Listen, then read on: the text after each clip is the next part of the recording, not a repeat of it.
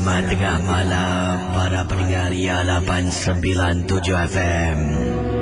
Saya DJ Champion KC kembali bertugas bersama menemani anda dalam satu lagi episod kisah-kisah misteri dan seram dalam rancangan yang digemari ramai, Misteri Jam 12. Pendengar Ria 897 FM, ingatlah, setiap kisah yang diketengahkan hanya satu hiburan saja. Tidak ada sesiapa yang boleh mengesahkan kebenarannya. Jangan mudah kita percaya, jangan kita terikut-ikut. Anda boleh hubungi saya di 669111897. Anda juga boleh kirimkan SMS kepada saya dengan kodnya kelab KLUB, jarang, nama anda, kisah misteri anda, dan hantarkan ke talian 72346. Pendengar Ria 897 akan saya bacakan kiriman yang pertama pada tengah malam ini. Dan ingatlah, setiap kisah hanya satu hiburan. Tidak ada sesiapa yang boleh mengesahkan kebenarannya. Berikut ini merupakan keluhan hati seorang suami yang katanya di sini istrinya dibuat orang. Tetapi kisah yang ingin diketengahkan bukan secara langsung istri dibuat orang. Sebenarnya dalam rumah tu tinggal seorang suami bersama dengan istrinya, bersama dengan mak mertuanya dan 2 orang anak. 5 orang dalam satu rumah. Jadi apakah sebenarnya kisah yang dikirimkan oleh Cik Suhaimi di sebalik pengalaman yang menyedihkan? Kita teruskan Misteri Jam 12. Assalamualaikum Kisi dan juga para pendengar Ria 897 FM. Nama saya Suhaimi. Tolonglah Kisi, tolonglah ketengahkan peristiwa saya yang saya masih alami. Ini melibatkan isteri saya yang dibuat orang. Sebenarnya Kisi, bukan isteri saya dengan sengaja dibuat orang. Orang yang dimaksudkan saya tidak tahu siapa. Tapi sebenarnya setelah merawat, dan baru-baru ini baru saya dapat tahu, setelah seorang pakar datang ke rumah dan berbual dengan barang yang merasuk mengganggu isteri saya. Dan gangguan ini akan berlaku selepas waktu maghrib sampai mungkin pukul 3-4 pagi. Baru dia akan tinggalkan badan isteri apabila isteri tidur lelapkan mata. Ini berlaku pada 2 bulan yang lalu, kata Encik Suhaimi. Apabila seorang pakar datang ke rumah dan cuba membantu merubatkan isteri saya. Bila dia mula membaca beberapa surah, isteri saya mula melaung kesakitan. Walhal Gisi, pakar tersebut hanya menyucuk telapak kaki isteri saya dengan menggunakan jari telunjuknya saja.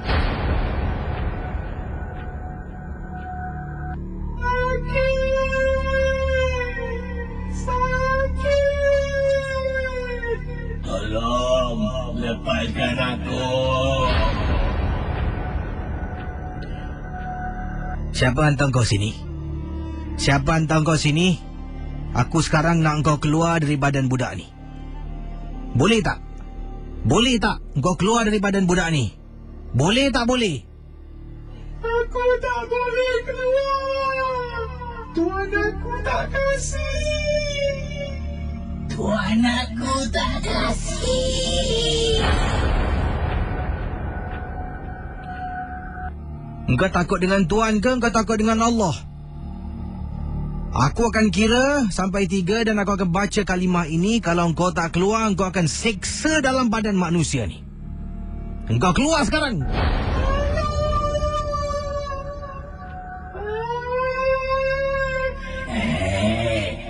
Aku sebenarnya bukan nak antung budak ni. Aku nak anu mak mentua. Tapi mak mentua dia pakai pendinding. Aku masuklah dalam badan menantu.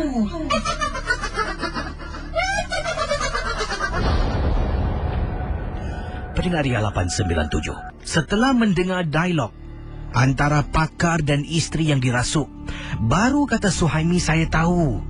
Sebenarnya Casey, orang itu ingin mengenakan ibu saya, iaitu mak mentua kepada isteri saya.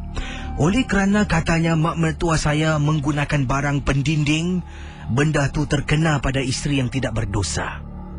Saya nak tanya pada ibu, tapi pastinya dia takkan mengaku.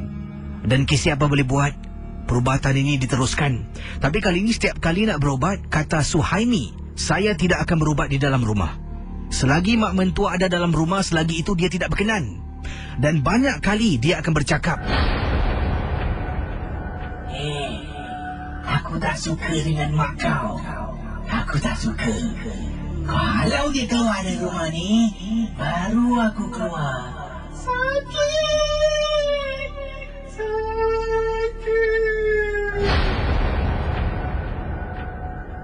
kata Cik Suhaimi, bila nak menghantar isterinya berubat, dia akan bawa isterinya keluar rumah, berjumpa dengan pakar ini di rumahnya.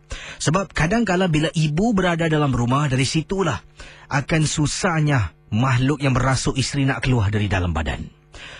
Hampir setiap kali rasukan ini berlaku, setiap kali itulah ibunya akan terasa sesuatu dalam rumah. Jadi Casey, sampai ke saat ini, kata Encik Suhaimi, isteri saya menjalani hikmat untuk mengeluarkan gangguan dalam badan. Inilah dia. Nak kenalkan ibu saya, isteri saya yang menjadi mangsa. Terima kasih dan selamat tengah malam. Pendengar di 897, itulah kisah yang pertama telah pun saya ketengahkan dalam rancangan Misteri Jam 12. Jadi bagaimana agaknya? Nak kenalkan ibu terkena anak mentua ataupun anak menantu yang dimaksudkan. Terkena serpihannya. Ibu mertua ada pendinding. Pendinding apa? Tidak disebutkan. Mungkin yang baik, mungkin yang tidak. Saya akan teruskan dengan kisah misteri di Ria 897 FM.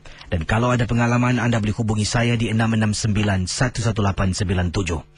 Bagaimana anda? Apa kata anda dengan kisah yang pertama? Pandangan, pendapat anda di Facebook Ria 897 ataupun Facebook saya DJ Casey, dan anda juga boleh hubungi saya di 669-11897. Berikut ini pengalaman dari seorang pendengar berasal dari Malaysia. Katakan penampakan cahaya merah berdekatan dengan salah sebuah bangunan usang di Johor Bahru. Saya akan teruskan dalam rancangan Misteri Jam 12.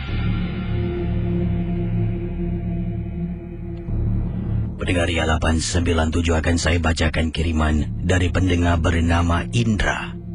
Indra berkongsi, dan Indra adalah pendengar dari seberang tambak. Apa kabar Kisi dan juga Assalamualaikum warahmatullahi ta'ala wabarakatuh. Waalaikumsalam warahmatullahi ta'ala wabarakatuh kepada anda Indra. Saya ingin berkongsi satu pengalaman peristiwa ketika saya dengan 3 orang rakan saya berbasikal ke rumah usang ataupun sebuah bangunan usang. Katanya Indra, perkara ini berlaku tahun 2007. Bangunan itu dah usang, dah lama terbengkalai. Dan sebenarnya saya dengan teman saya ini memang waktu itu sesak, tidak ada duit kisi. Oleh kerana itu kami berbasikal keliling kawasan bandar maupun luar bandar mencari besi-besi buruk untuk dijual, mendapatkan sedikit pendapatan. Jadi apa yang berlaku, Indra dan teman-temannya menunggang motosikalnya, bukan basikal ya, minta maaf, menunggang motosikalnya. Pergilah ke tempat-tempat yang ada mereka boleh cari besi-besi buruk dan diangkut besi tersebut. Salah seorang temannya menunggang motosikal di mana tepinya tu ada tempat duduk. Jadi besi buruk itu semua diletakkan dalam tempat duduk itu sampailah mereka menunggang. Entah macam mana, belok kiri kanan jalan terus. Tiba-tiba mereka berada di salah sebuah kawasan di mana mereka terjumpa sebuah bangunan usang. Bangunan yang dah lama ditinggalkan. Seolah-olah bagaikan mereka jumpa lumbung emas macam itulah.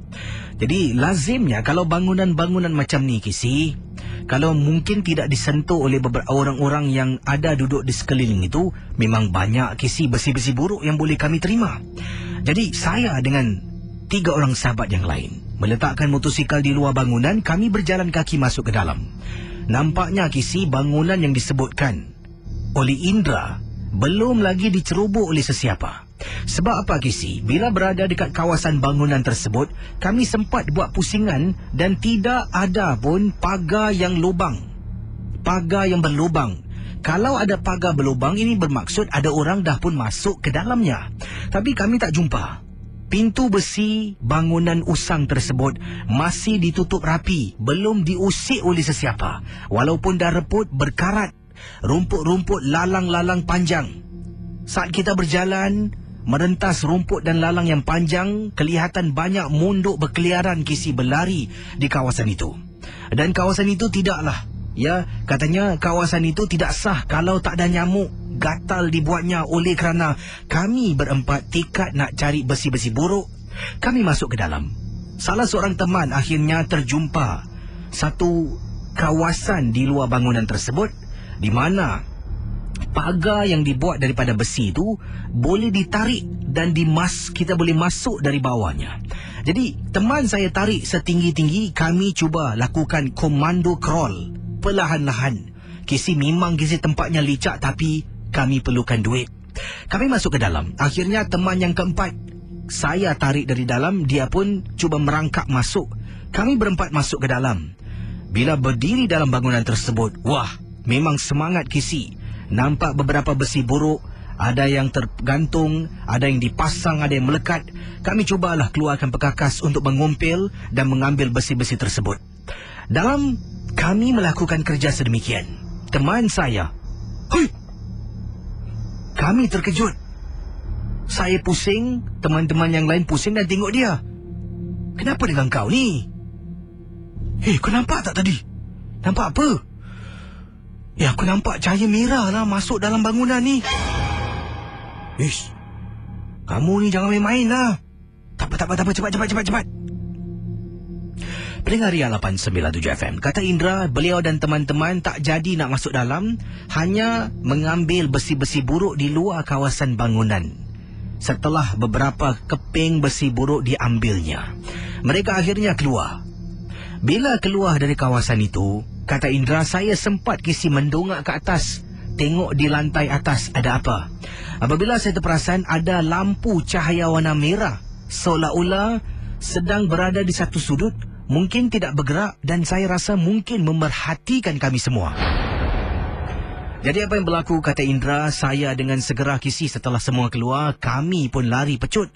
Saya sangkakan, Kisi, yang saya mungkin nampak macam kamera. Ada kamera litar tertutup dalam bangunan tersebut sebab kami dah ambil barang bukan hak kami. Jadi saya kata, ada kamera lah. Bila saya tunjuk dekat atas, teman saya yang lain semua terperanjat.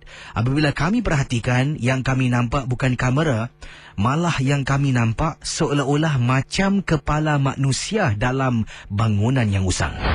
Kami bergegas ke motosikal, hidupkan motosikal dan tinggalkan kawasan itu. Setelah hari yang pertama, hari yang kedua teman saya syorkan ke tempat yang sama. Tapi saya tak nak pergi, Kisi, sebab takut perkara lebih buruk boleh berlaku. Agaknya itulah penjaga bangunan usang, dan mungkin sebab itulah bangunan itu tidak dicerobohi oleh mana-mana pihak. Terima kasih dan selamat tengah malam, Kisi. Indra, kisah selanjutnya dari Indra, seorang pendengar dari seberang tambak. Katanya beliau telah pun memasuki sebuah rumah usang ataupun bangunan yang usang, mengambil besi-besi buruk. Dan saya rasa kerja-kerja tu, Indra, jangan buat lagi lah, sebab mengambil hak bukan milik kita tu adalah perbuatan mencuri. Jadi berhati-hati. Kalau nak pun carilah orang yang buang barang tu. Mungkin peti ais yang dibuang boleh dijual juga. Spare part dalam tu, besi-besi buruk motornya. Jadi berhati-hati, jangan sampai masuk kawasan orang. Kena gangguan hantu satu hal, kena tangkap dengan pihak berkuasa, dah tak balik modal. Baik, saya akan terus berkongsi pengalaman indah pada malam ini. Cakap tentang indah, ini kiriman daripada seorang pendengar namanya Indah. Indah berkongsi peristiwa dan Kisi akan terus bacakan pengalaman ini yang berlaku dalam rumah beliau.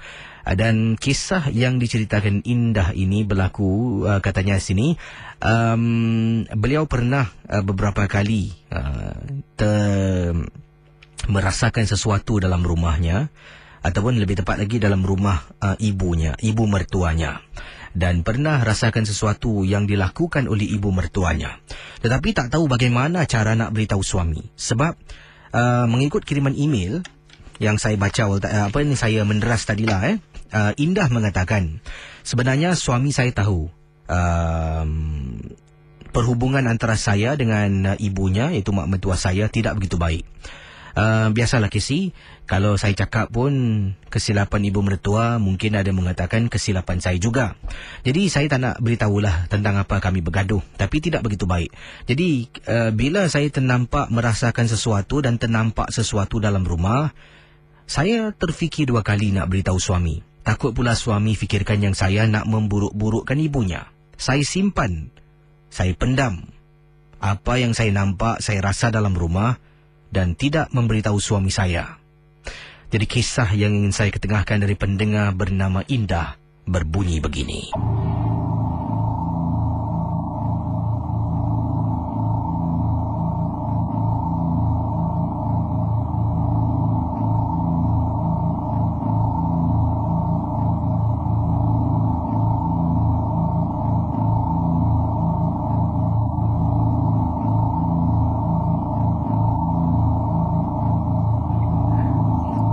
Pendengar Ria 897, saya akan teruskan kisah dari kiriman email seorang pendengar namanya Indah. Indah, seperti anda tahulah kisah yang saya sebutkan tentang perhubungan beliau dan ibu mertuanya tidak begitu baik. Jadi apabila merasakan sesuatu dalam rumah, khususnya pernah ternampak ibu mertuanya lakukan sesuatu, beliau nak beritahu suami, tapi takut suami tak boleh terima. Dan suami ingatkan itu adalah satu cara untuk beliau membuat suami benci pada ibunya. Jadi inilah Indah simpan segala menyimpan segala rahsia ibu mertuanya yang berlaku dalam rumah. Katanya di sini, Casey, saya pernah bila suami saya bertugas, suami saya ni seorang ahli bomba. Kadang-kala sampaikan hampir 2 hari dia tidak balik, dia bertugas. Bila dia tidak ada di rumah selama 2 hari itu, itulah waktu ibu saya ataupun ibu mertua saya akan bermaharajalela, kata beliau. Antaranya pernah tengah malam saya sedang tidur, Casey. Apabila terbangun di waktu malam, dalam rumah pukul 1 pagi boleh bau orang bakar kemenyan. Pada mulanya saya fikirkan jiran sebelah, tapi pernah malam-malam berikutnya saya bangun memang nak ketandas keluar dari bilik. Bauan itu datang dari dalam bilik mak mertua saya. Casey, pernah saya terdengar, Casey, mak mertua seolah-olah sedang membaca sesuatu mantra dalam biliknya. Saya tak pasti apa yang nak dilakukan oleh mak mertua saya. Tetapi Casey, saya pasti benda yang tak baik. Sebab orang mana akan bangun pukul 1 pagi selain solat malam, bertemu dengan Allah, tapi ini bakar kemenyan dan baca sesuatu yang saya tak faham. Pendengar Ria 897, Indah menceritakan lagi. Jadi pernah beberapa kali apabila saya ternampak mak mertua saya sedang baring di atas katil. Dan di tepinya seolah-olah saya nampak macam bapa mertua saya, arwah bapa mertua saya lebih tepat lagi, yang dah meninggal dunia. Nampak kelihatan macam tu sebab kadang-kala mak mertua saya ni kalau pintunya tak ditutup dengan rapat, walaupun tutupnya tak begitu rapat, saya kalau keluar nak ke dapur tak akan terlihat. Tapi lazimnya dari dapur nak balik itu boleh ternampak. Casey, sebab saya akan jalan depan pintu mak mertua saya. Jadi dari situ dapat kelihatan seperti atas katil ada orang yang baring di tepinya. Pernah beberapa kali, Casey, waktu malam terbau mak mertua saya bakar kemenyan membaca sesuatu. Dan yang paling menakutkan, saya sampaikan batalkan niat saya nak ke tandas. Apabila daripada bilik saya nak ke tandas bahagian dapur, ternampak di dapur, di meja makan, seolah-olah susuk tubuh macam arwah bapa mertua sedang duduk, Casey. Bila ternampak benda tu, saya terus batalkan niat, istighfar, masuk balik ke dalam bilik. Dan teman-teman Ria 897, perkara ini dirahsiakan. Yang hairan, suami saya sampai tak tahu pun apa yang dilakukan sebenarnya dilakukan oleh ibunya. Itulah pengalaman peristiwa saya. Terima kasih dan selamat tengah malam, Casey. Saya akan teruskan dengan kisah pengalaman misteri selanjutnya dan anda boleh hubungi saya di 669-11897. Kalau tadi 3 email telah pun saya sampaikan, yang ini pula merupakan kisah dari SMS yang ingin saya sempurnakan. Datangnya daripada seorang pendengar Okey, ini daripada Encik Wahidun. Wahidun berkongsi pengalaman beliau. Katanya di sini, Casey, saya ingin berkongsi satu peristiwa yang ganjil berlaku di estet perumahan saya. Saya tinggal di sebuah kawasan estet perumahan yang lama, yang dipanggil Hogang Lama lah. Oh, jadi ada Hogang baru, Hogang Lama. Jadi kata Encik Wahidun, Encik Wahid lah, katanya di sini pernah mengalami satu peristiwa ini beberapa tahun yang lalu. Waktu itu saya ni sebenarnya baru beli makanan untuk isteri dan anak-anak. Dari tempat bertugas saya singgah ke kedai beli, dan lazimnya kalau hujung minggu lah, kalau tiba hari Jumaat itu, kami beramai-ramai akan duduk di rumah. Kalau tak dengar Misteri Jam 12 bersama, kami akan menonton DVD yang saya ada beli ataupun pinjam dari kawan. Jadi malam tersebut, isteri dan anak-anak semua dah berkumpul nak dengar rancangan Misteri Jam 12 beberapa tahun yang lalu. Dan mereka pun macam biasa pesan saya beli makanan. Jadi apa yang berlaku, Kisi? Kata Encik Wahidun, selepas saya beli makanan, saya pulang ke rumah lah dan berada di kolong blok rumah saya. Tiba-tiba datang seorang makcik. Datang seorang makcik dengan pakaian yang serembah-serembih ataupun tidak sempurna. Bajunya kutuh, dan bila dia dekat, bau busuknya memang saya tak boleh tahan. Kemudian dia hanya menadah tangan, suaranya menggeletar. Tolong makcik boleh? Makcik lapar. Melihat keadaan makcik tersebut di kolong blok rumah saya di Hogang Lama, saya tengok kiri kanan tak ada orang lain, Kesi. Entah macam mana hati saya terbuka. Saya pun saya beli nasi bungkus, ada 4, sebab termasuk saya, anggota keluarga memang 4 orang. Jadi saya berikan hak saya kepada makcik tersebut. Makcik ambil ni makcik nak makan Dia ambil makanan tu, tak cakap terima kasih pun, terus dia lari, Kesi, tinggalkan kawasan kolong blok rumah saya. Ya Allah, saya dalam hati bercakap ni, ya Allah, kelindungilah makcik tu. Semoga mungkin kalau ada anak-anak, anak dia kembali, tengoklah dia. Dan saya berjalan pulang ke rumah. Bila saya pulang ke rumah, Kisi, saya pun berikan isteri dengan anak-anak makan, dan isteri saya tanya, "Bang, abang tak makan, abang tak beli, bang?" Dan saya ceritakan pada isteri tentang apa yang berlaku awal tadi. Isteri saya mula rasa takut, Kesi. Saya kata, awak ni jangan meripik lah. Saya beri dia lari dengan makanan saya. Takkanlah saya beri makanan dia boleh ambil. Jadi pada mulanya rasa seram. Kemudian isteri saya suruh saya kongsi kisah ini dalam rancangan MJ12. Tapi saya waktu itu tak nak berkongsi pengalaman ini, entah kenapa. Dan Kesi, baru saya tahu sebabnya kenapa. 2 minggu kemudian, anak saya sakit, jatuh di sekolah. Dibawa ke hospital, doktor mengatakan anak saya ada penyakit bara. Saya, isteri dan kakaknya terkejut, Kisi, bila menerima berita yang cukup menyedihkan itu. Entahlah, Kisi, entah macam mana, waktu anak saya sedang tidur dalam biliknya, setelah merawat, pulang ke rumah, waktu itu isteri saya malamnya ada termimpi sesuatu. Terbangun di waktu malam, kejutkan saya. Jadi isteri kejutkan saya. Isteri mengatakan, "Bang, saya mimpi, bang." Saya tanya, "Mimpi apa?"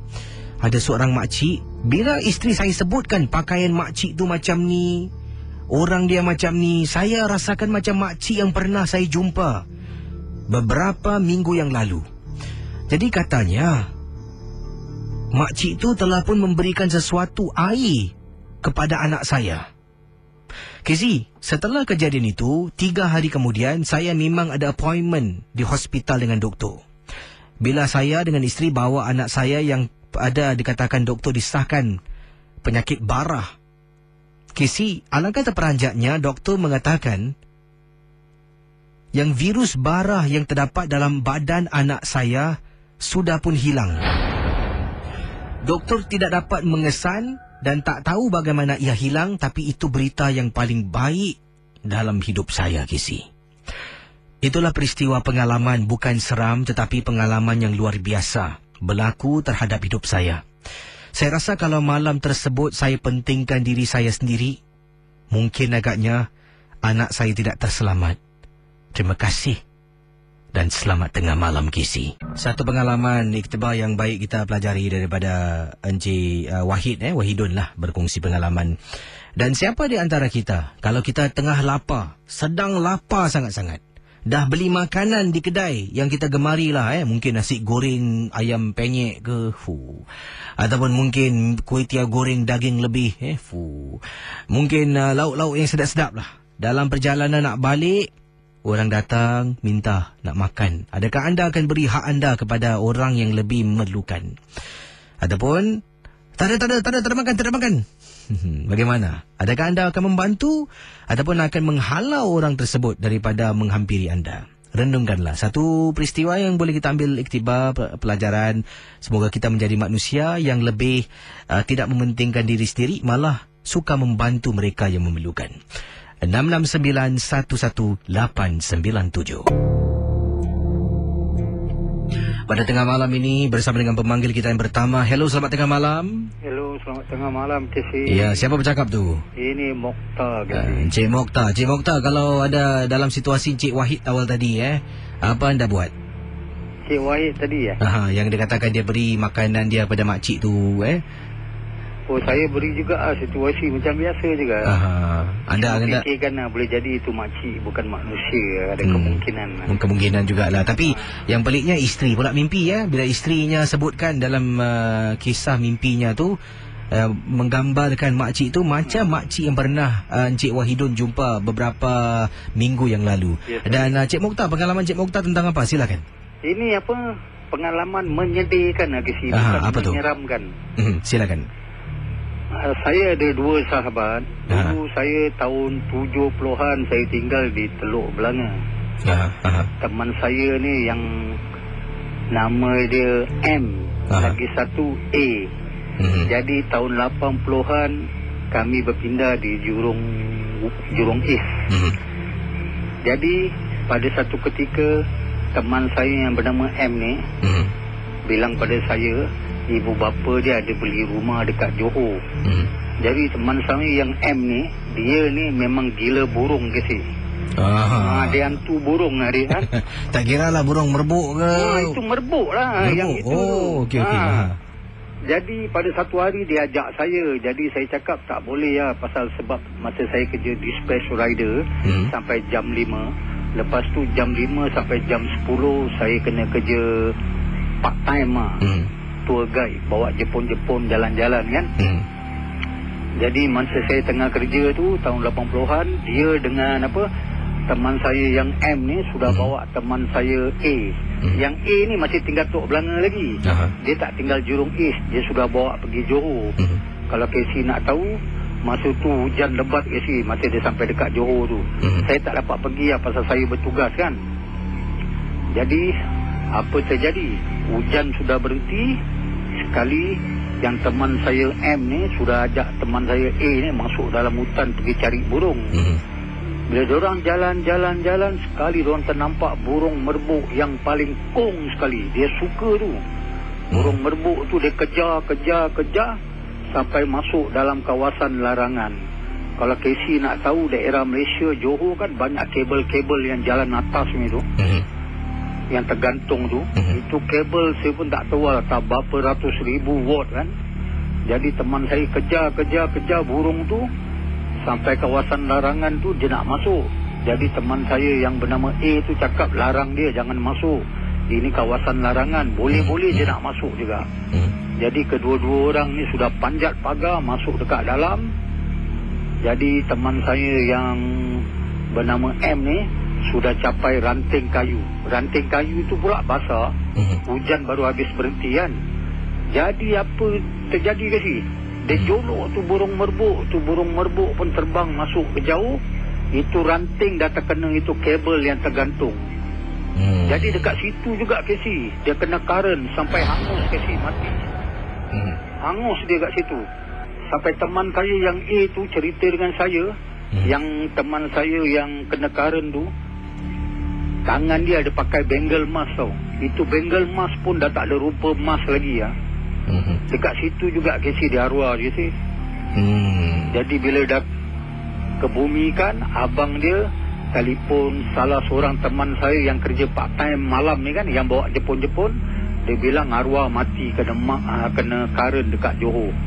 Jadi malam tu dalam pukul 10 lebih kami ramai-ramai 5-6 orang lah pergi rumah dia melawat. Dia dah kebumikan lah petangnya kan. Mayat ni bawa balik Singapura kan. Itu je Casey. Terima kasih Encik Mokhtar Ya. Terima kasih. Ya, sama-sama. Itu dia. Kerana burung diri menjadi mangsa. Bagaimana agaknya? Yang lain boleh cuba hubungi saya di 669-11897. Dan pendengar dia 897. Pelbagai kisah saya ketengahkan pada malam ini, dan hari ini merupakan 17 hari bulan Januari 2012. Macam-macam pengalaman misteri yang tak dapat dilupakan. Dan awal tadi kisah Cik Wahidun yang ceritakan. Yang ini daripada Kak Mala, kata Kisi, kakak pun ada seorang anak saudara. Ini berlaku agak lama dahulu, disahkan oleh doktor, anaknya mengidapi penyakit bara. Kemudian 3 minggu selepas itu doktor periksa lagi, dan hairan bila buat scan, doktor kata penyakit barahnya dah tak ada, dah hilang. Itulah kebesaran Allah, Kisi.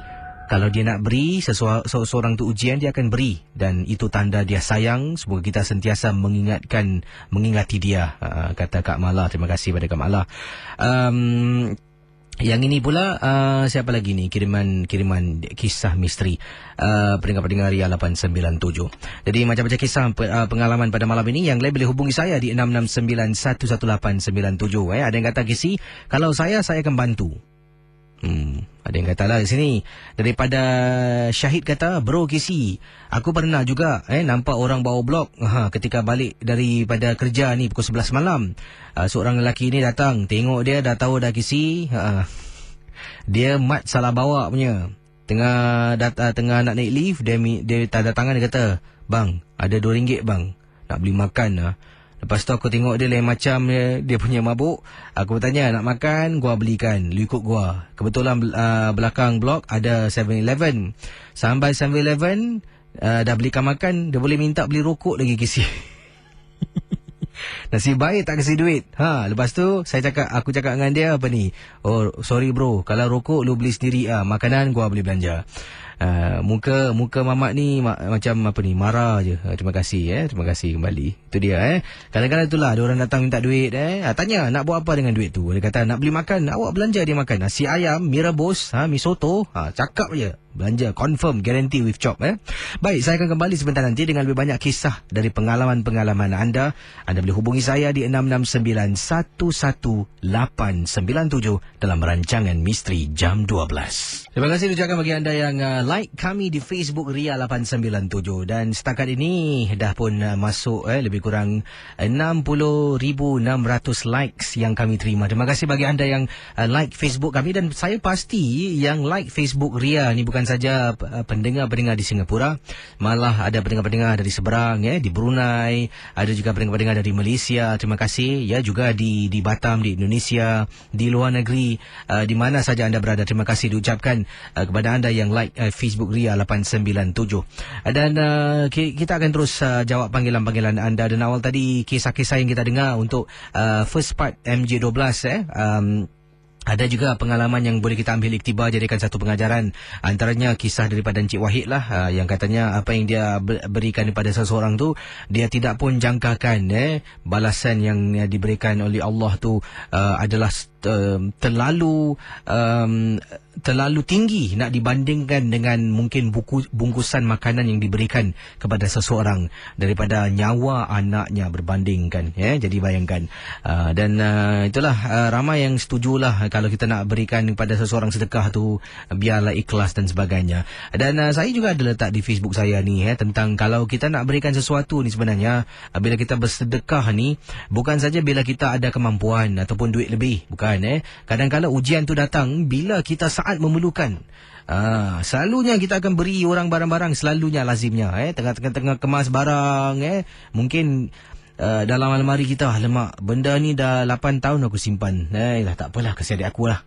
Kau nak ni nak pen? Aku simpan ni, baru kita kasih Tapi kalau cuba bayangkan, pen yang kita miliki tu sesuatu yang kita hargai, kita nak sangat. Oleh kerana adik kita tak ada pen, kita berikan dia pen yang kita suka sangat. Itulah ujiannya.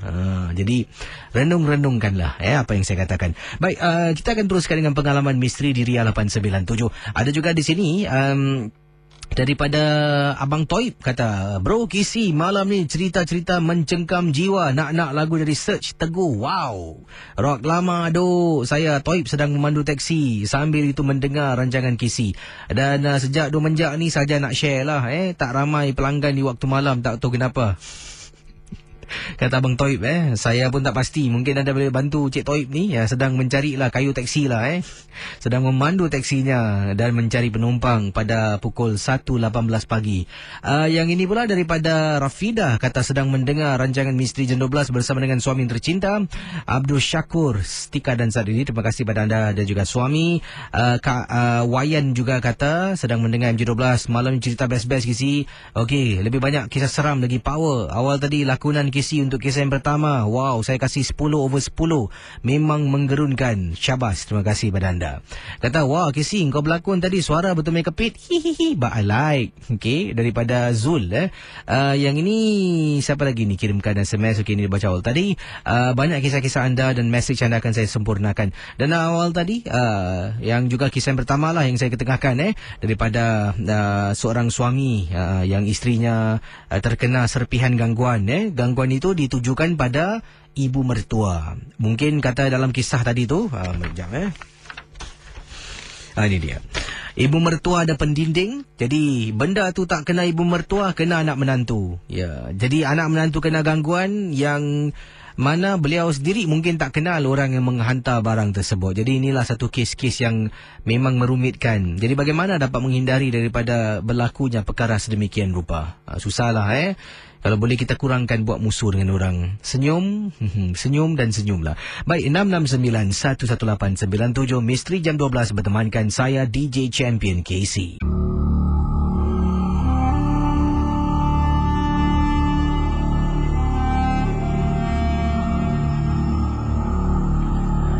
Peringkat Ria 897 bersama saya pada pagi ini. Kita ada pendengar nama Mus. Hello Mus, apa khabar?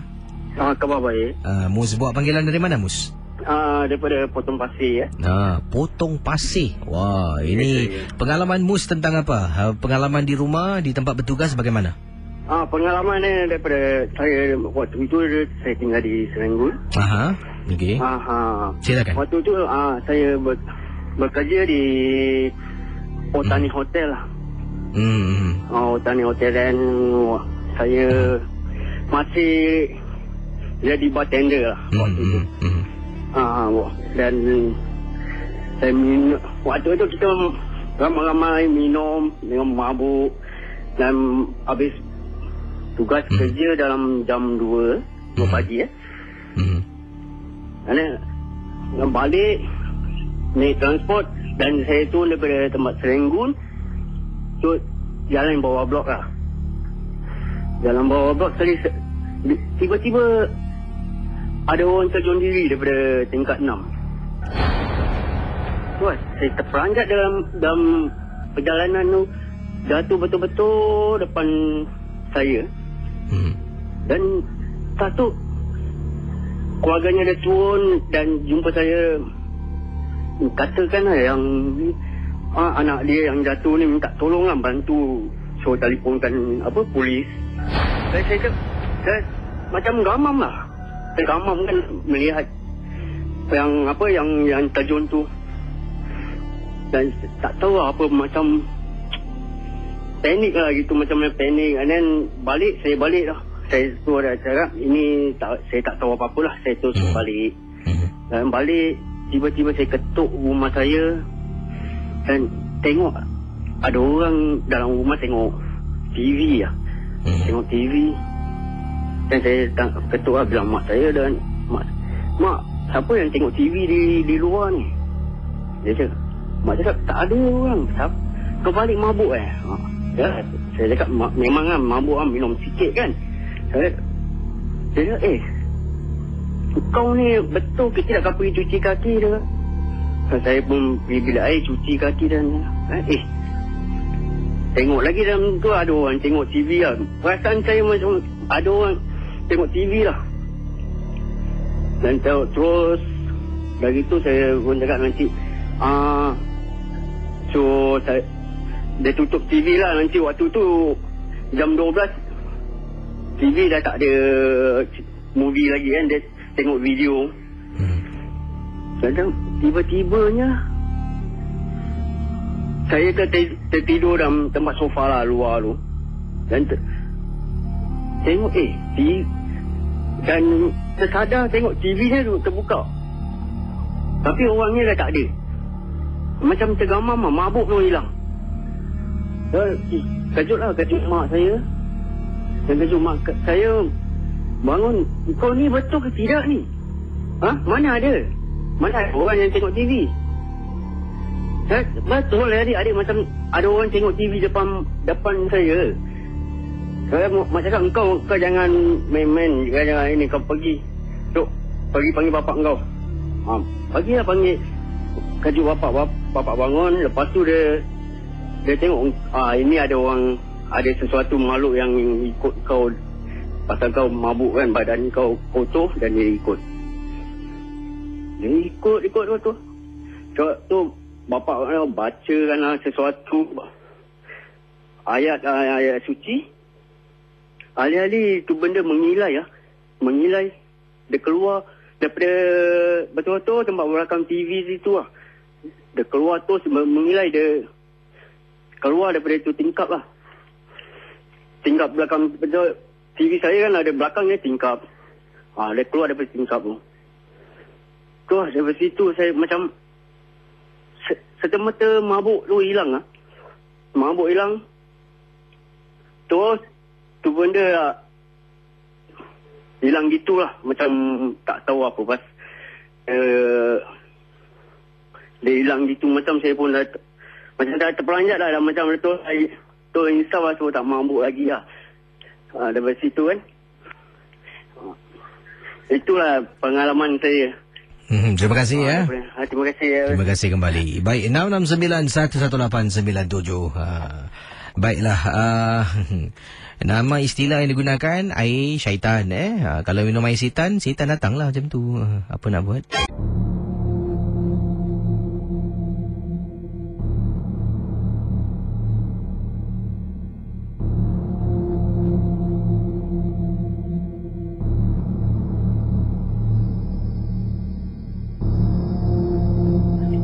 Pendengar Ria 897, saya akan bacakan pengalaman selanjutnya. Dan ini adalah satu peristiwa pengalaman yang dialami daripada seorang pendengar, seorang ibu, namanya Kak Nafisah. Apa khabar KC dan juga para pendengar Misteri Jam 12? Nama saya Kak Nafisah dan kakak ingin ceritakan tentang apa yang dialami oleh anak kakak.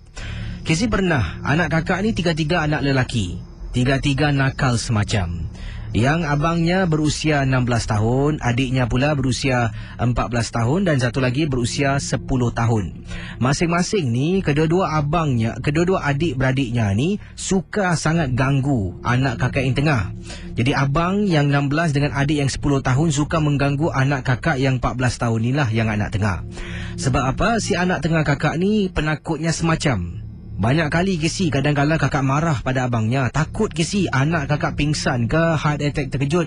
Belum lagi pernah berlaku. Jadi anak kakak lelaki ini kadang-kadang pernah melakukan kejutan-kejutan yang boleh membuat anak adiknya menangis ketakutan.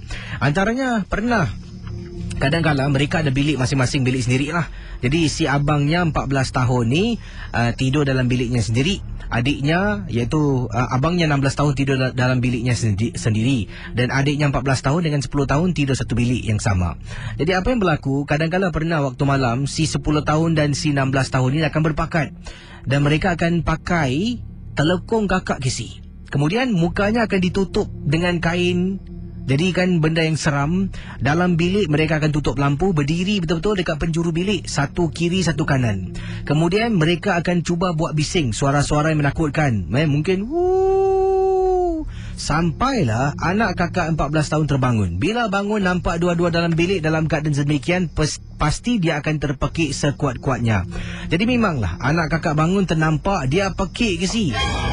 Dan kemudian abang dengan adiknya akan ketawa terbahak-bahak. Kakak yang sedang tidur akan bangun, keluar marah mereka.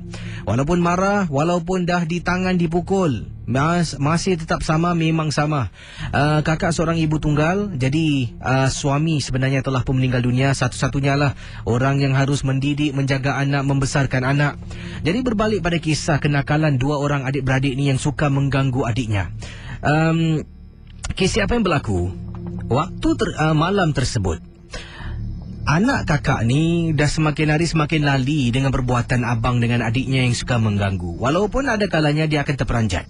Jadi apa yang dimaksudkan kakak sini ingin ceritakan? Waktu tu kakak ingat lagi, kakak sedang berada di dapur. Kakak ni ada jual kuih part time lah, hantar di kedai-kedai, jual ipuk-ipuk. Jadi waktu tu sekitar pukul 3 pagi, kakak dah siap bangun, keluarkan ipuk-ipuk yang dah dibuat semalaman. Kemudian tinggal nak goreng, nak dihantarkan ke kedai-kedai berdekatan dengan rumah kakak. Bila anak kakak keluar, anak kakak mengatakan, "Bu, tengok bu, abang dengan adik takut-takut kau orang pergi kelakar apa? Apa diorang buat lagi?" Tak ada. Diorang duduk tepi katil, kemudian muka buat muka seram. Jadi kakak pun nak marah kisi. Anak kakak pergi toilet, pergi tandas lah. Kakak pun kata, tak apa, nanti mama marah. Kakak tinggalkan apa yang kakak buat, masuk dalam bilik anak kakak, tengok abang dengan adiknya dah tak ada. Jadi kakak buka pintu bilik. Anak kakak satu lagi ni, adiknya tidur dengan abang satu bilik pada malam tersebut. Kakak kejut. Mus, bangun. Anak kakak yang sulung. Si Mus ni bangun sambil mukanya betul-betul tengah tidur kisi. Kau kacau adik kau lagi Nipik lah bu, mana orang kacau, orang tengah tidur tau. Terus tarik selimut, tarik bantal, tidur. Saya tengok adiknya pun masih tidur. Kalau tidak kisi matanya terkebil-kebil, tak boleh tipu. Jadi kata akak kita ni, akak keluar tanya anak kakak, kau biar betul kau nampak abang kau? Betul. Dia make up muka dia macam perempuan tua, rambut putih, duduk tepi katil kisi. Kata anak kakak, terus meremang bulu rumah.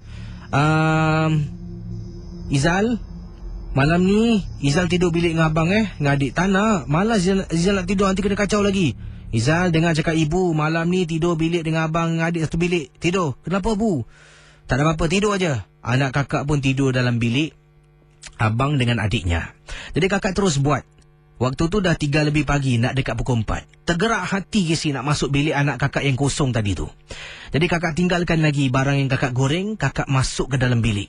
Sebelum sampai dalam bilik, ternampak kisi tepi katil macam ada orang sedang duduk sandar pada tembok. Bila kakak nampak, astaghfirullahalazim, kakak istighfar berkali-kali. Kemudian kakak terus ke dapur. Ruang tamu punya lampu kakak buka, lampu tandas kakak buka. Lampu dapur memang buka sebab nak masak.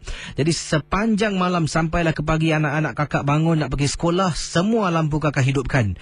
Pengalaman yang menyeramkan berlaku. Tak tahulah sebenarnya apa yang mengganggu anak kakak, tapi itulah peristiwanya. Terima kasih dan selamat tengah malam dari Kak Nafisah berkongsi pengalaman dalam rancangan Misteri Jam 12. Jadi bagaimana pendengar Ria 897? Kacau. Kena. Itulah adik sampai bangun tengoklah abang kacau dengan adik kacau lagi. Wah, tak apa. Kau pergi toilet, nanti ibu marah. Ibu masuk bilik, rupanya abang dengan adik tengah nyenyak tidur Cerita ni boleh dua perkara. Mungkin benar-benar perkara ni berlaku. Ada orang yang tak diundang, tetamu tak diundang dalam rumah. Ataupun mungkin abang dengan adiknya dah selalu buat kerja ni, mereka dah fasih nak berlakon konon-konon tidur lah. Jadi mungkin macam tu, tak pastilah. Tapi dikatakan oleh Kak Nafisah, bila anak tiga-tiga dah tidur dalam satu bilik, beliau tergerak hati nak periksa bilik anaknya. Dari jauh bila menghampiri bilik tersebut, nampak macam ada orang sedang duduk dan sandar pada tembok dalam bilik anaknya. Kalau anda buat apa? Kalau saya tak apalah, saya telefon kedai, hari ni epok-epok tak ada bahan tak cukup 669-11897. Hello, selamat malam. Hello Ria. Assalamualaikum warahmatullahi. Siapa tu? Ini Adam. Adam, buat panggilan dari mana Adam? Dari Sengkang. Dan pengalaman Adam tentang apa Adam? Silakan. Pengalaman ni berlaku masa malam konsert MJ12 Maaf lah ni kali pertama ni segan sikit Tak apa, silakan. Okay, semalam tu saya adalah dekat konsert tu. Dan duduk di sebelah belakang Jadi satu kali tu saya ternampak terlibat macam bintang lah di langit. Jadi dia macam blinking flickering. Lepas tu bergerak dari satu tempat dari kiri ke kanan dengan kelajuan yang agak laju. Jadi pertama kali saya ingatkan macam kapal terbang atau helikopter ke. Jadi dia berlaku dalam macam 5 ke 10 saat lah, macam cepat sangat. Jadi masa tu saya adalah dengan kawan saya. Saya bilang kawan saya, nampak tak, tengok tak tu. Lepas tu bila saya lepas kata tu, kawan saya pun tengok, dia pun hilang. Jadi saya rasa lah, tak tahulah kalau betul tidak, mungkin sebuah UFO ke yang alat pengembangan makhluk asing kan. Jadi saya pun buat kajian lah lepas tu esoknya kan. Saya tengoklah kat YouTube ke Google search. Saya search pun 1 January 2012 UFO sightings macam tu lah. Lepas tu ada jugalah, ada yang on the same day 1 January pada hari yang sama di Taiwan. Sama insiden lah, perkara sama yang berlaku di Taiwan. Di apa ni, langit nampak seolah-olah macam cahaya terbang macam, lah. Ya macam saya apa yang saya nampak lah. Tu bukan tu je yang video yang mereka upload kan, ada juga dari Thailand hari yang sama, perkara yang sama berlaku juga. Apa yang saya nampak tu, apa yang mereka rakam, yang tu yang saya nampak. Dia seperti saya jauh ingatkan macam bintang lah. Memang malam nampak banyak bintang lah malam tu. Lepas tu sepi satu bintang ni dia flickering. Lepas tu macam terbang lah, bergerak dari satu sudut ke satu. Dan cara dia hilang macam fading out. Macam tu lah. Jadi dia berlaku cepat sangat. Saya nak rakam pun tak sempat. Jadi terima kasih pada anda pengalaman yang berbeza. Terima kasih. Baik, penampakan bintang berkebelipan dalam keadaan ganjil pada 1 Januari 2012. Dan perkara ini dikatakan bukan saja beliau alami, bila periksa di internet ramai juga yang mempunyai pengalaman yang agak serupa serentak pada masa yang sama. Sejauh mana kebenarannya, hanya si pencerita tahulah kisah yang diketengahkan itu. Baik, kita akan teruskan pengalaman peristiwa. Dan awal tadi beberapa pengalaman telah pun diketengahkan. Dan yang ini pula datangnya dari seorang ibu, tapi ini kiriman email yang ingin saya sempurnakan sekejap.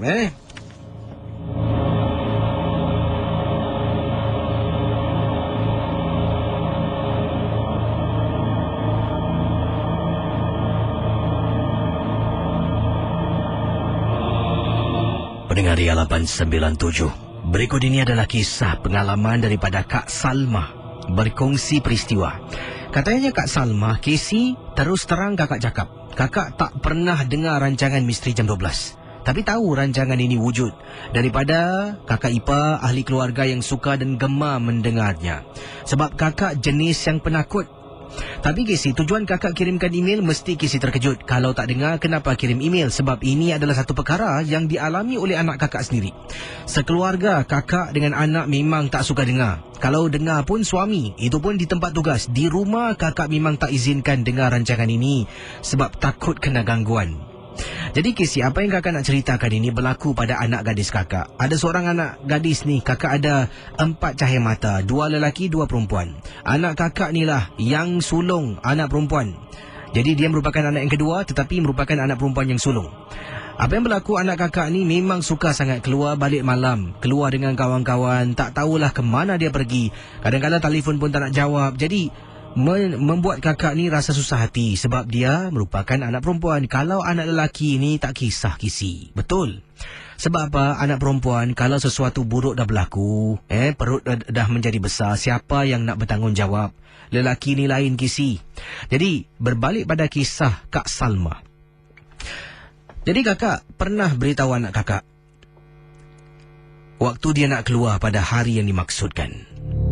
Kakak kata, Dian, kau nak keluar hari ni, Mama tak nak tengok kau balik lepas pukul 9. Pukul 9 kau balik, aku tak nak buka pintu. Kau ketuk macam mana pun aku tak nak buka. Jadi anak kakak cuma mengiyakan kakak dan keluar rumah. Dia keluar rumah Casey, pukul 9 tak balik, pukul 10 tak balik, kakak telefon tak jawab. Dia SMS kakak, dia kata on the way.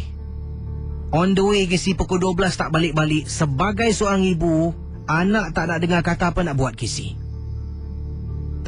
Jadi pendengar Ria 897 FM, kakak beritahu suami tak boleh buat apa-apa sebab suami di tempat tugas. Bukan apa, dah banyak kisi kali kena marah. Sampaikan dah pernah kena penampar dengan suami kakak pun masih tak serik. Entah macam manalah kisi. Anak yang lain semua okey, yang satu ni saja tak tahulah terpesong sangat. Jadi malam tersebut 12 lebih tengah malam, kakak dah tak tahan sampaikan kakak tertidur di ruang tamu. Casey, pukul 1 pagi, kakak terbangun apabila dengar orang hentak pintu.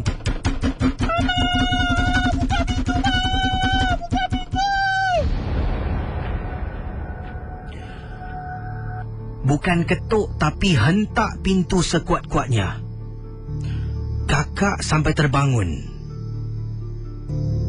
Bila bangun, nampak abang, adik yang lain semua terbangun. Semua berdiri depan pintu. Kakak pergi ke pintu, buka pintu, nampak anak kakak Casey.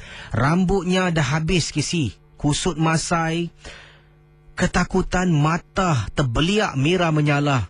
Kakak buka pintu, tarik dia masuk ke dalam, tersuruh abangnya keluar tengok apa yang berlaku. Anak kakak yang sulung keluar. Bila anak sulung keluar, masuk dalam balik, kakak tanya, ada orang tak keluar? Ada orang tak? Abangnya giling kepala, tak ada orang. Jadi tanya. Kakak suruh anak ambilkan air, berikan dia minum. Selepas dia tenangkan diri, kakak tanya, Dian, kenapa dengan Dian ni? Cakap dengan Mama, kenapa dengan Dian? Ada orang kacau Dia giling kepala. Bang, tutup pintu bang. Apa dengan kau? Abang dia marah. Dah, kau jangan marah adik kau. Dian, kenapa dengan Dian? Cakap dengan Mama. Bang, tutup pintu bang. Jadi kakak rasakan macam ada benda yang tak kena. Kakak pun membaca beberapa surah. Kemudian kakak tekap tangan kakak ke mata anak kakak. Abangnya tutup pintu. Kemudian kakak suruh dia buka perlahan-lahan. Kakak suruh dia bercakap. Katanya awal tadi bila dia balik lewat kisi pendengar Ria 897, dalam lift dengar bunyi orang bernafas. Dalam lift yang dia naik seorang diri, tidak ada orang lain, dengar bunyi suara orang bernafas.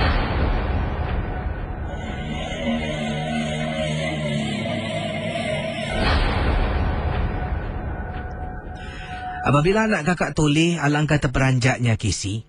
Kelihatan seorang wanita sedang menyangkung berpeluk tubuh dalam lift dengan rambutnya yang panjang, sedang dalam keadaan bernafas sekuat-kuatnya. Bila anak kakak nampak, dia terperanjat. Dia pun tekan sebarang tingkat. Pintu lift terbuka, keluar dan lari naik ke atas. Itulah yang dia ketuk pintu sekuat-kuatnya. Dipendekkan cerita, bila tanya dengan abang kakak yang juga boleh membantulah merawat kes-kes sedemikian rupa, rupa-rupanya malam tersebut anak kakak telah pun pergi adventure bersama dengan kawan-kawannya. Dan waktu tu hospital Lama Changi belum lagi ditutup. Mereka ke sana Casey. Dapat tahu bila anak kakak ke sana, kakak marah dia. Dan kakak bersyukur juga sebab sejak kejadian malam tersebut, Casey, sebelum maghrib anak kakak dah pulang. Sebelum maghrib dia ada di rumah. Memang dapat lihat perubahan yang cukup ketara, tapi ini mungkin doa kakak dan dibalas dengan sedemikian rupa supaya anak kakak berubah dan pulang ke rumah secepat mungkin. Misteri Jam 12 bersama anda, bertemankan saya DJ Champion Casey. Dan saya ingin beritahu anda dahulu sebelum apa-apa hari Rabu dan hari Khamis saya tidak bertugas, Rabu dan Khamis, dan saya akan cuba dapatkan Zah Ismail untuk gantikan tempat saya lah. Rabu dan Khamis saya tidak akan bertugas. Jadi semoga Zah Ismail dapat menggantikan tempat saya. Saya akan duduk dan pujuk dia. Sebab Zah kata dia belum hilang rasa segan. Betul. Saya pertama kali pun buat segmen ni ada rasa segan-segan lah. Tapi lama-kelamaan bukan dah hilang kadang-kala pun ada rasa segan, tapi kena tolak tepi lah. Baik, kita akan simak kiriman SMS yang saya terima pada tengah malam ini di Ria 897. Yang ini daripada Diza. Hari Jumaat yang lalu, saya dan suami serta 2 lagi sahabat kami pergi ke Seletar Dam untuk bersantai. Katanya ketika saya sedang asyik bercerita, saya pandang ke langit dan terlihat cahaya hijau terbang dengan pantas yang membuat saya tergamam. Mula-mula ingatkan lampu layang-layang, tapi takkanlah ia bergerak dengan laju dan tempat itu tidak dibenarkan bermain layang-layang. Lalu saya berbisik dalam hati, apa benda tu dalam hati dia berkata. Dengan serta-merta cahaya itu hilang. Jam menunjukkan 3.45 pagi.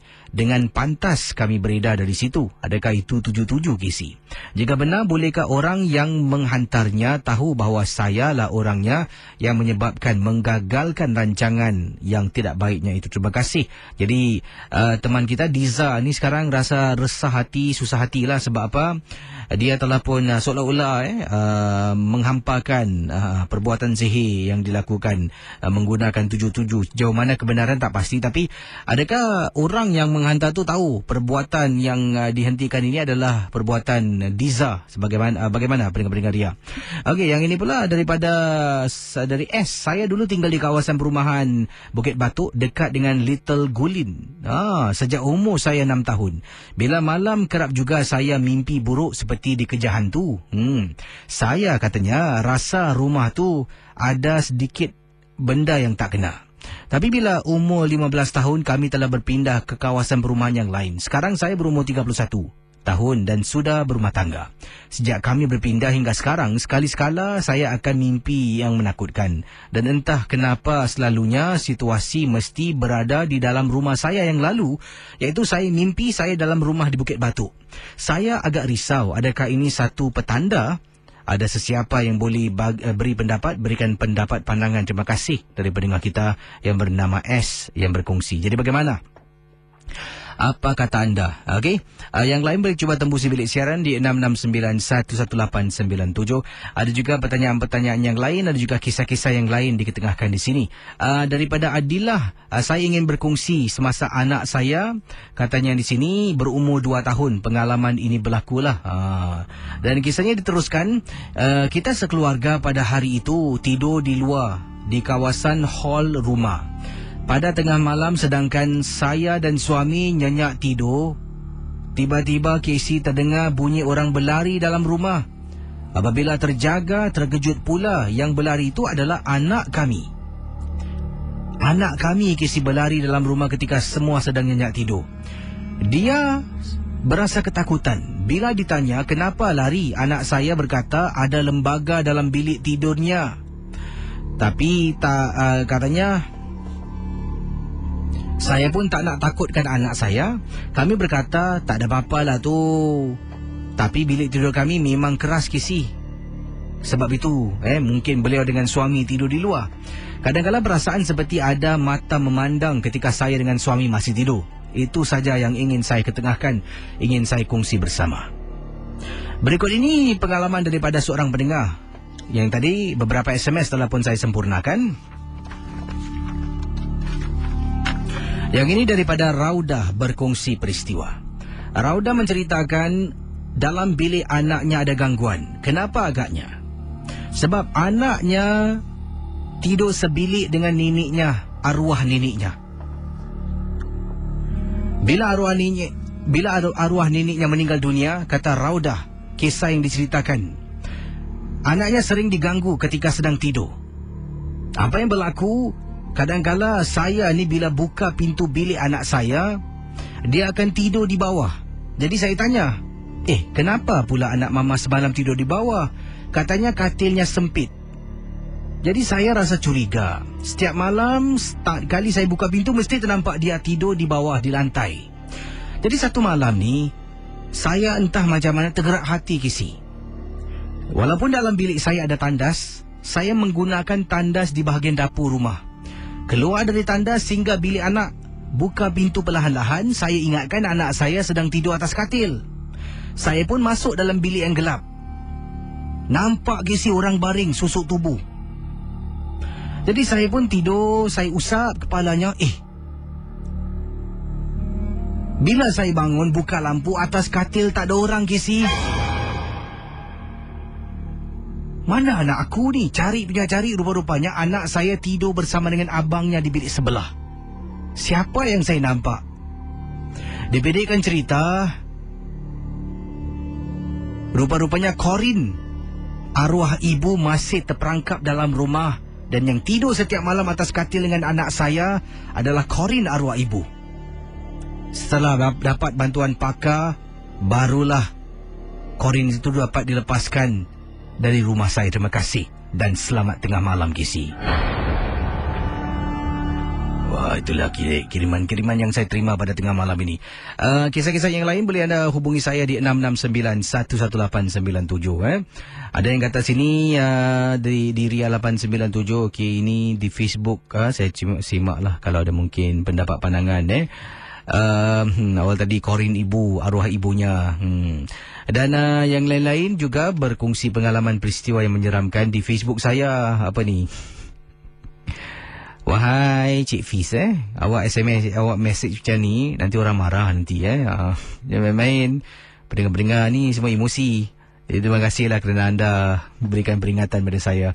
Saya jumpa anda esok malam dalam rancangan MJ12. Dan ingat, hari Rabu dan hari Khamis saya tidak bertugas. Jadi kalau diizinkan, insyaAllah Zai Ismail akan ambil alih tugas saya mengendalikan rancangan Misteri Jam 12. Harap anda semua terhibur dengan kisah yang diketengahkan malam ini. Dan sebenarnya banyak pengajaran kita terima lah. Kita pelajarilah daripada pengalaman pendengar-pendengar Ria. Dan pastinya yang baik itu kita jadikan satu teladan, yang jahat jadikan sepadan. Dan semoga berjumpa lagi di lain kesempatan dalam rancangan Misteri Jam 12.